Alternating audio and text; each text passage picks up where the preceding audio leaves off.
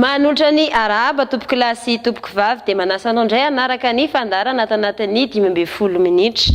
Iresaka toe-karena mahakasika ny Madagasikara tsika mandritra ny herinandro dia alohan'ny hanombohan'ny fandarana dia ndao hojerentsika kely reto tarehimarika reto. Ny 1 euro dia mahatratra 750 sy 703,50 ary ny 1 dollar dia mahatratra 770 amin'ny 100 sy 3,230. 70 isanjaton'ny malagasy dia miaina tanteraka ao anatin'ny fahatrana nefa mitombo ihany koa ireo mpampiasa vola vahiny aty Madagasikara. Mahakasika an'izay indrindra no lohahevitra ho resantsika androany ndao ary hoarantsika avy hatrany santatra miaraka amin'ireo fanontaniana. Araka ny voalazany Entso teo dia ny mpampiasa vola avy any ivelany lohahevitra voizitsika amin'ity herinandro ity. Ireto avy ary ny fanontaniana napetraka Madimaso tao amin'ny page Facebook.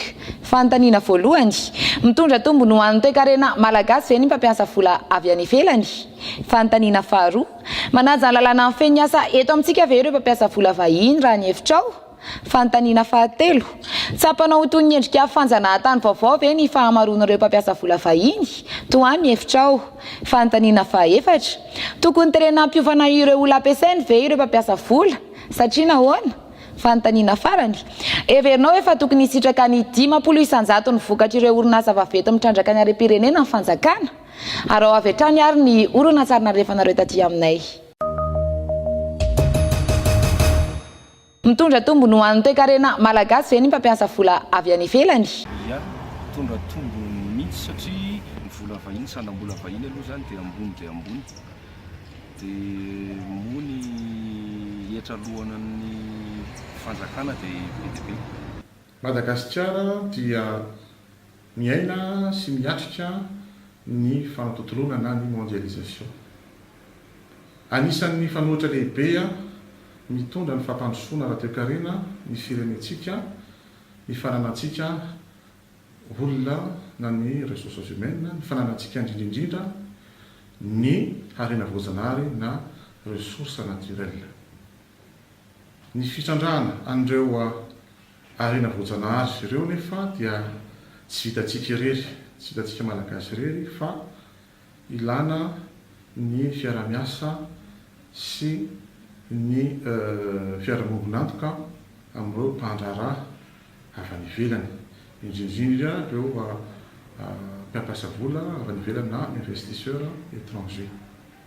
Ka tsapa zany fa tombony ho an'ny toe-karena malagasy ny fisian'ireo mpampiasa vola avy any ivelan'ireo.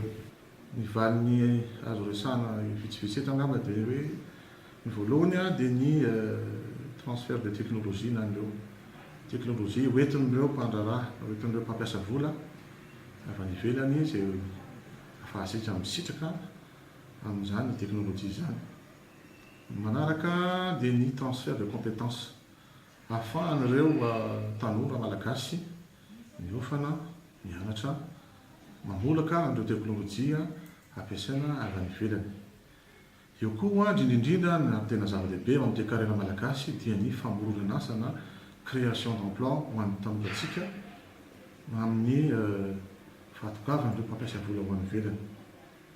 Dia zany famoronana asa zany dia mitarika ny ady amin'ny fahatrana, ny fahinan'ny fahatrana, indrindrindrindra ny titarika ihany koa ny tsy fandriam-pahalemana, zava-dehibe ihany koa zany amin'ny firenentsika. Ary ny zavatra azo resahana ihany koa ngamba dia ny hoe mitondra ny na ny taux de croissance de PIB na ny mampakatra ny ari-karena faobe eto amin'ny firenena. Manaja ny lalàna amin'ny fehiny asa eto amintsika ve ireo mpampiasa vola vahiny raha ny hevitrao?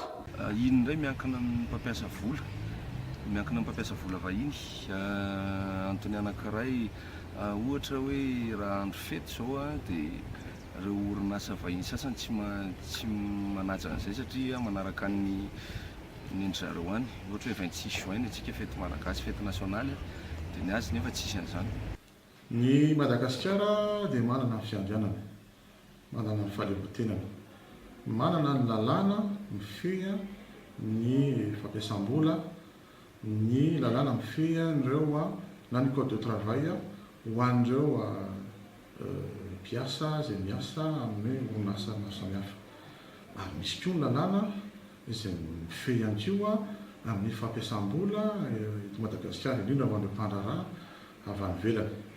Ny hoe fanajana na tsy fanajana lalàna angamba dia miankina amin'ny fandraisana andraikitra ny tompona andraikitra ny tsirairay avy na ministera zany ny tompona andraikitra aty amin'ny matirina aty amin'ny mpanao lalàna zany ny lalàna efa misy fa ny fampiarana azy angamba no tsy maintsy amafisina. Ka ny zavatra tiana amboary zany dia tokony hanaja ny lalàna mifehy ireo mpampiasa vola vahiny. Tsapanao toy ny endrika fanjanahantany vaovao ve ny fahamaroan'ireo mpampiasa vola vahiny? Toa ny hefitrao. Iny indray tsy voatery satria misy mampiasa vola ireo mampiasa vola mitaky zavatra voletany fa raha le lafiny anankiray amin'ny endrika fanjanahantany zany dia misy mampiasa vola mitaky zavatra avolenta be dia tsy maintsy rariny kosa izy raha nao an'le zay aniny zay zany. Ny fahamaroany ireo mpampiasa vola vahiny tonga eto Madagasikara dia midika hoe amin'ny teny frantsay mialatsiny amin'ny teny baiko hoe amélioration progressive du climat des affaires, zany hoe ny fahatsarany sehatry ny fandrarana eto Madagasikara. Marina fa mbola betsaka ny ezaka tsy maintsy atao fa zany fahatsarany fandrarana zany dia mampisy mahatonga antsika miezaka manao réforme na ny fanatsarana ihany koa ny lalàna izay apetrakintsika mba ahafahan'ireo mpandraharaha tonga eto Madagasikara ireo. Ameko ohatra hoe ny loi sur le développement industriel izay lalàna vaovao mivoaka eo amin'ny sehatry ny industria izay manome risika ny sy mampirisika an'ireo mpandraharaha na eto Madagasikara ny ivelany indrindra hiasa eto andraraha eto. Eo ihany koa ohatra ny lalàna mikasika ny zone économique spéciale izay manome ihany koa fahafahana ho an'ireo mpandraharaha manao ny asa eto Madagasikara. Hoe fanjanahantany na tsy fanjanahantany ngamba tsy azo zany hoe efa ilozantsika zany hoe terme hoe fanjanahantany vaovao zany.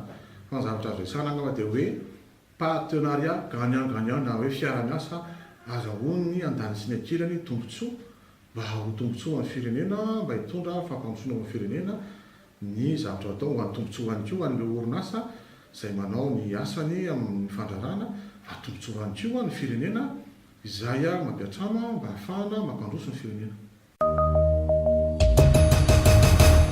Tokony terenam-piovana ireo olona ampiasainy ve ireo mpampiasa vola satria nahoana? Iny koa tsy voatery nefa raha mitokony izy indray ny hevitro eny ihany koa iny satria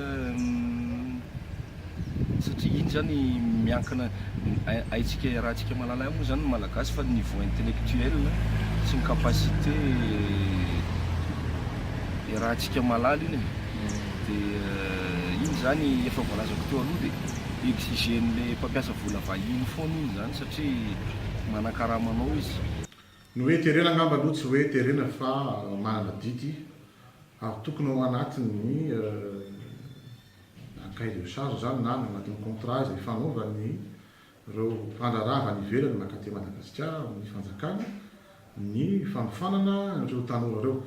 Voalazako tamin'ny fanontaniana voalohany hoe misy le transfert de compétence, misy le transfert de technologie, ireny dia ilana ny fahaiza-manao ny tanora malagasy. Ary ny tanora malagasy dia anisan'ny tanora manam-pahaizana, manana fahalalana mihitsy amin'izay fiofanana izay ka ny zava-dehibe mihitsy hoe ny fanomezana fiofanana ho an'ny tanora.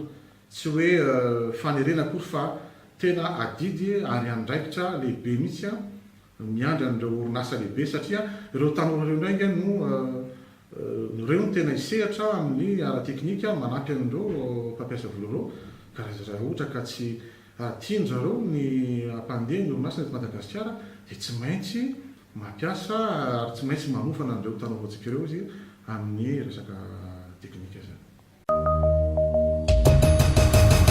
Everinao efa tokony hisitraka ny 10 isanjato ny vokatra ireo orinasa vaventy mitrandraka ny harem-pirenena ny fanjakana. Mazava ho azy satria harem-pirenena dia tsy maintsy angalany fanjakana 10 isanjato zany. Inona moa maharatsy an'izany raha ohatra hoe misitraka an'izany 10 isanjato zany ny orinasa vaventy zany ny fanjakana na mety mihoatra an'izany ary ny faharevezana. Iny moa miankina amin'izay fifanarahana atao amin'ny sehatra samihafa satria ohatra ny sehatra ny ohatra hoe projet minier zany amin'ireo fitrandrahana ireo ariana kibon'ny tany io dia efa misy ny fifanarahana atao ny fanjakana amin'ireo orinasa vaventy mitrandraka ireo dia zany mino fa efa mba morona amin'izay satria tsika arak'ilay voalazako teo fa manao réforme fa manao fanatsarana ny lalàntsika amin'izao fotoana izao dia mino ny tenako fa andraindraikitra amin'izay ny fanjakana mba hiaro ny tombotsoan'ny fanjakana.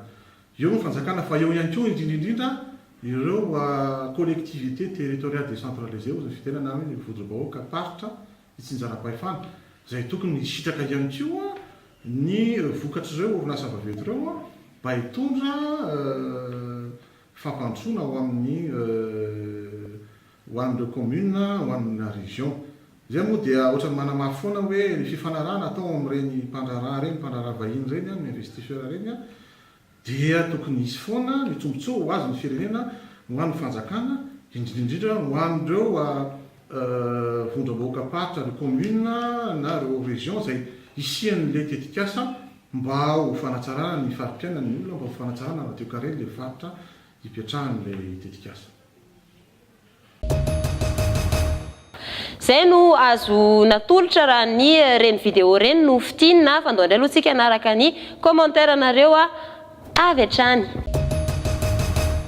Ozy izy iaina mamiary lanto hoe miarahaba ny madimaso mitondra tombony ho antoekarena malagasy ozy izy ary mpampiasa vola avy any ivelany. Raha ny fahitako azy dia tsy manaja ny lalàna fehiny asa eto amintsika ireo mpampiasa vola fahiny. Tsapako toy ny endrika fanjanahantany vaovao fa maro ireo mpampiasa vola fahiny satria samy manao tsindry falavo andreo vahoaka malagasy tsy manatsafidy fa miaritra noho ny sitrany ahay ka manapatra ny fahafahany mitrandraka ny vahoaka madinika na dia amin'ny fanaovana kely tsy mba mamindro aza. Tokony ho terena ampiofana ireo olona ampiasainy mpampiasa vola mba hampienany fanambanina noho ny tsy fahalalana sy hahafahan'ny olona manao tsara ny asany araka izay takin'ny mpampiasa vola.